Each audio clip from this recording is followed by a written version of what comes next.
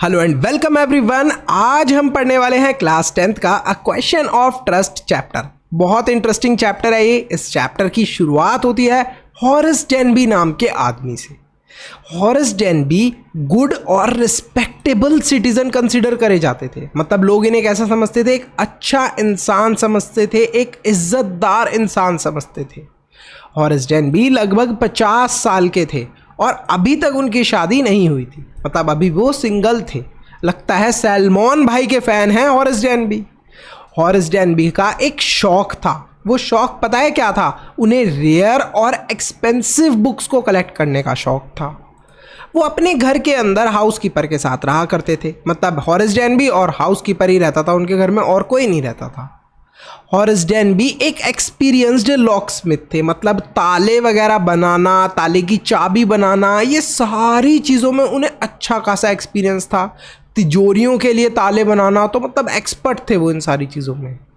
अब Horace Denby की इतनी सारी अच्छी अच्छी बात हमने जान ली, बट एक्चुअली में क्या बात थी, सच्चाई क्या थी कि हॉरेस डेनबी असलियत में उतने सच्चे इंसान नहीं थे, उतने ऑनेस्ट इंसान नहीं थे जितना लोग उन्हें समझा करते थे। 15 साल पहले उन्हें जेल भी हुई थी। इम्प्रिजन मतलब उन्हें जेल भी हुई थी।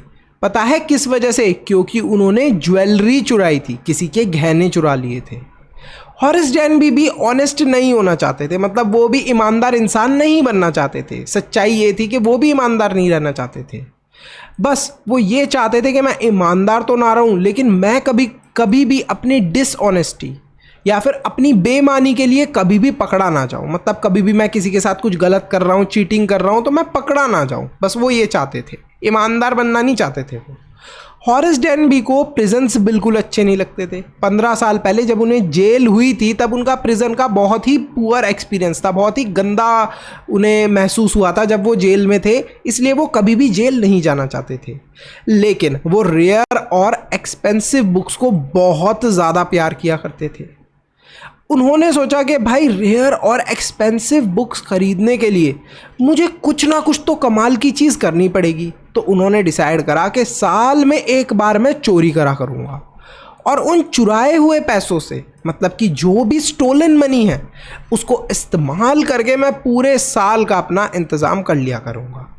इस बार उन्होंने चूज़ करा था शूटओवर ग्रैंज। शूटओवर ग्रैंज मतलब जिस जगह का नाम था, जो हाउस उन्होंने चूज़ करा था रॉबरी के लिए, उसका नाम था। तो वहाँ पर उन्होंने डिसाइड करा कि मैं वहाँ पर रॉबरी करूँगा। अब ऐसा उन्होंने क्यों डिसाइड करा और ऐसा करने के लिए उन्होंने क्या प्लानिंग करी? 2 हफ्ते तक वो केयरफुली उस घर के आसपास की सारी चीज़ों को अच्छे से नोटिस करते रहे। वो देखते रहे कि घर में कौन आता है, कौन जाता है, कितने लोग इस घर के अंदर रहते हैं, कहाँ कहाँ से घर के अंदर घुसा जा सकता है, मतलब एंट्री ली जा सकती है। उन्हें पता चलता है कि जो इस घर में फैमिली रहती है वो लंदन जाने वाली है। He had gone to London. वो लंदन जाने वाली है। और जो सर्वेंट्स हैं वो लोग भी पिक्चर देखने जाने वाले हैं। तो उन्हें पर्टिकुलर एक दिन पता चल जाता है कि जो फैमिली है वो तो लंदन गई हुई है और जो सर्वेंट्स हैं वो मूवी देखने जा रहे हैं, मतलब सिनेमा जा रहे हैं। तो ये बिल्कुल सही टाइम है चोरी करने का। तो वो डिसाइड करते हैं कि भाई अब फाइनली मैं इस घर के अंदर जाने वाला हूँ। ब्रोक इनटू मतलब कि उस घर के अंदर जाने वाले हैं और वहाँ से वो पैसे चुराने वाले हैं। वीडियो में आगे जाने से पहले आप सबको एक इम्पॉर्टेंट इन्फॉर्मेशन देनी है। बहुत सारे बच्चों ने मुझे कमेंट और ईमेल करा कि सर जो हमने मेंबरशिप परचेज करी थी और हमें नोट्स और सैम्पल पेपर मिले थे वो एग्ज़ाम में बहुत हेल्पफुल थे। इसी वजह से प्लीज़ आप मेंबरशिप प्राइस इंक्रीज़ मत करो। तो आप सबके लिए गुड न्यूज़ है कि मेंबरशिप का प्राइस इंक्रीज़ नहीं होने वाला, 299 ही रहने वाला है। इसके साथ साथ एक और एक्साइटिंग न्यूज़ है। इस कॉस्ट को और भी अफोर्डेबल बनाने के लिए पहले 1000 बच्चों को मिलने वाला है 70% डिस्काउंट। तो फटाफट अभी मेंबर बन जाओ। एसएसटी के, इंग्लिश के, साइंस के नोट्स और सैंपल पेपर आपको मिलेंगे जो कि एग्जाम में आपके फुल मार्क्स लाने में हेल्प करने वाले हैं। हॉरेस डेनबी का प्लान था बहुत सारी ज्वेलरी चुराने का जिसकी कीमत लगभग 15,000 पाउंड हो। और उन्होंने इस ज्वेलरी को चुराने का सोचा फ्रॉम अ सेफ। अब सेफ को क्या बोलते हैं हम लोग? तिजोरी। तिजोरी से उन्होंने सोचा ये सोना चुराने की, ज्वेलरी चुराने की। अब जो ज्वेलरी थी ना, उस ज्वेलरी को देखकर हॉरेस डेनबी अपनी मनपसंद जो भी किताबें खरीदना चाहते थे वो खरीद सकते थे। तो उन्होंने डिसाइड करा कि भाई अब काम शुरू करा जाए। उन्होंने ग्लव्स पहने। ग्लव्स क्यों पहने? जिससे कि उनके उंगलियों के निशान यानी कि फिंगरप्रिंट्स ना रह जाएं। फिर वो उस जगह पर गए जहां पर घर की चाबी रखी होती थी, मेन गेट की चाबी। अब उन्हें कैसे पता था कि घर के मेन गेट की चाबी कहाँ होती थी? मैंने बताया ना कि हॉरेस डेनबी 2 हफ्ते से उस घर को ऑब्जर्व कर रहे थे कि लोग किस समय घर के अंदर आते हैं, किस समय घर के बाहर जाते हैं, घर की चाबियां कहाँ रखी होती हैं। तो वहीं से उन्होंने चाबी निकाली। जो पेट डॉग था, पेट डॉग को उन्होंने शांत करा। फिर घर के अंदर पेट डॉग था, उससे ज़रा प्यार से बात करी, उसको शांत कर दिया जिससे कि वो पेट डॉग उनके ऊपर हमला ना करे। फाइनली उन्हें यह भी पता था कि जो घर की तिजोरी है यानी कि सेफ है वो कहाँ रखी है। वो वहाँ पहुँच जाते हैं। घर की तिजोरी ड्राइंग रूम के अंदर रखी थी, पेंटिंग के पीछे। ड्राइंग रूम था ना जो उनका, उसी के अंदर पेंटिंग थी, उसी के पीछे रखी थी तिजोरी। अब मिस्टर हॉरेस डेनबी जो थे उनको हे फीवर हो रखा था। हे फीवर होने के कारण क्या था कि अगर थोड़ी सी भी अगर कोई भी स्मेल उनके नाक में जाती थी फ्लावर्स वगैरह की, तो उनको ज़ोर ज़ोर से छींक आने लगती थी। तो जो ड्राइंग रूम था ना जहाँ पर पेंटिंग थी और तिजोरी थी, वहीं पे पास में नज़दीक में कुछ फ्लावर्स रखे हुए थे। उनकी खुशबू आने लगती है हॉरेस डेनबी को, और हे फीवर होने के कारण ज़ोर से उन्हें छींक आ जाती है, छींक देते हैं वो। जैसे ही वो स्नीज करते हैं यानी कि छींकते हैं, एक ब्यूटीफुल यंग वुमेन आती है जिसने रेड कलर की ड्रेस पहनी होती है। ये जो वुमेन होती है ना रेड कलर के ड्रेस वाली, ये ऐसे नाटक कर रही होती है जैसे ये इस घर की मालकिन है। शायद ये इस घर की मालकिन भी हो, अभी पता चलेगा हमें आगे। अब ये जो घर की मालकिन होती है ये हॉरेस डेनबी को बोलती है कि आपको डॉक्टर के पास जाना चाहिए था अगर आप अपने काम को लेके इतने सीरियस हो। मतलब ये हॉरेस डेनबी को एक तरीके से ताना मार रही थी कि भाई अगर तुम चोरी को लेके इतना सीरियस हो तो तुम्हें डॉक्टर के पास जाना चाहिए था, अपनी तबीयत ठीक करके आना चाहिए था।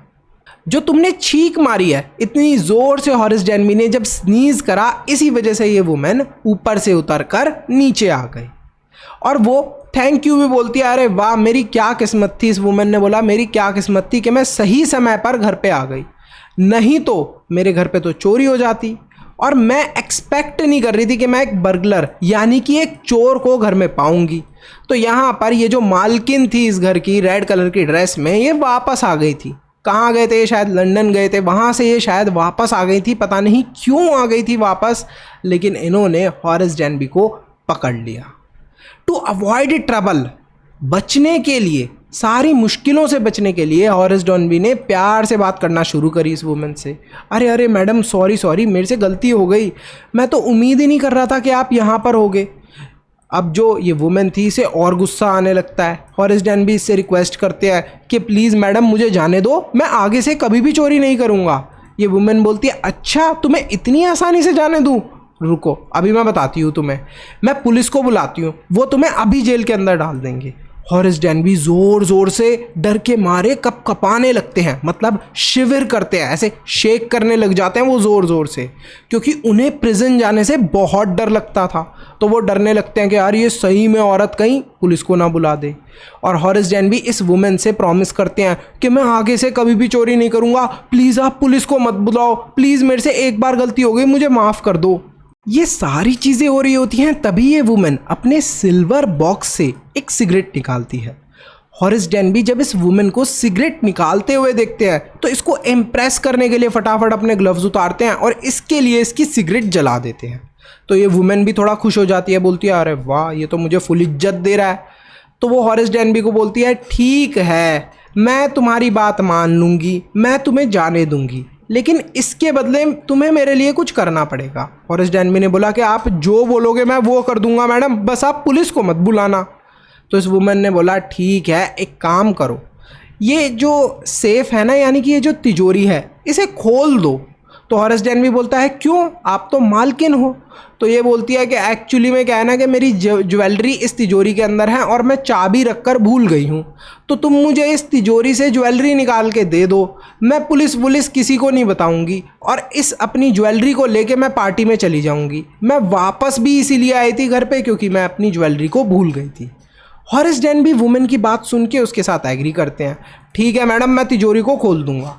अब हॉरेस डेनबी बिना चाबियों के तिजोरी को कैसे खोल सकते थे? मैंने अभी आपको स्टोरी की स्टार्टिंग में बताया था कि हॉरेस डेनबी एक एक्सपर्ट लॉक स्मिथ थे, मतलब तालों की चाबियां बहुत अच्छे से बना लिया करते थे। तो उन्होंने डिसाइड करा कि फटाफट मैं अभी तिजोरी को खोल देता हूँ। तिजोरी को खोलने के बाद हॉरेस डेनबी ने वुमेन को ज्वेलरी दे दी। वुमेन ने वो ज्वेलरी ली और बोला ठीक है मैं पार्टी जा रही हूँ, अब आप भी जाओ हॉरेस डेनबी, और मैं आपकी कोई भी शिकायत पुलिस से नहीं करने वाली। हॉरेस डेनबी खुश होकर अपने घर पर आ जाते हैं। लगभग 3 दिन बाद हॉरेस डेनबी के घर पे पुलिस आ जाती है और पुलिस उन्हें पकड़ लेती है।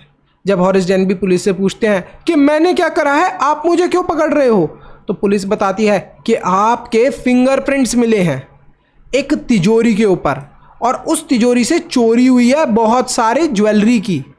तो हॉरेस डेनबी सोचने लगते हैं कि भाई मैंने तो उस घर की मालकिन को ही दिए थे गहने।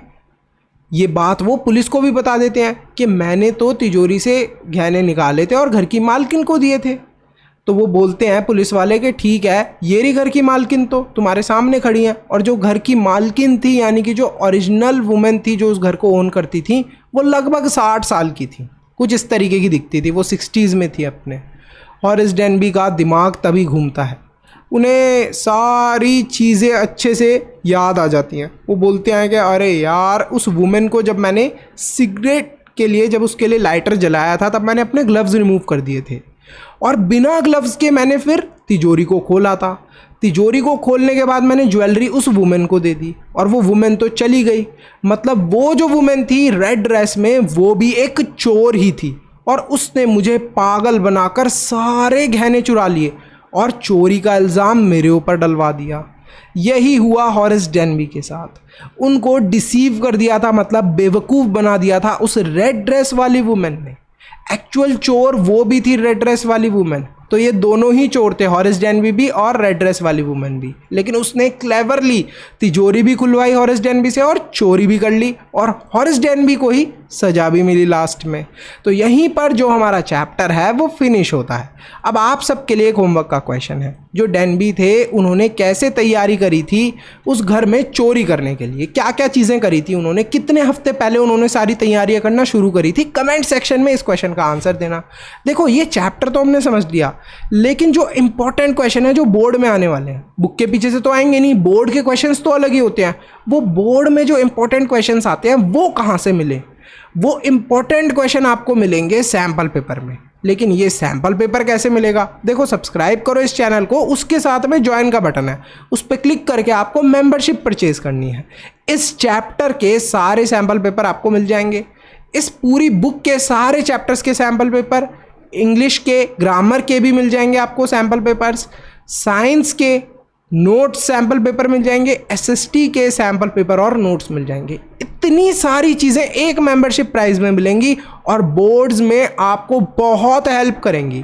मतलब सैम्पल पेपर का आप फीडबैक देख सकते हो, जो हमारे स्टूडेंट्स हैं जिन्होंने मेंबरशिप परचेज़ करी है उनके कमेंट्स पढ़ सकते हो। उन बच्चों को इतना बेनिफिट हुआ है, बच्चों ने 90+, 95+ स्कोर करे हैं और उन्होंने स्पेसिफाई करा है कि बोर्ड के एग्ज़ाम में बहुत सारे क्वेश्चंस हमारे सैम्पल पेपर से रिपीट हुए थे। तो आप प्लीज़ प्रैक्टिस कर लेना अच्छे से सैम्पल पेपर को, फुल मार्क्स आना फिर आपके तय हैं। और चैप्टर तो आपने समझ ही लिया। See you in the next video, bye bye, till then Mannu से ज्ञान लेते रहो।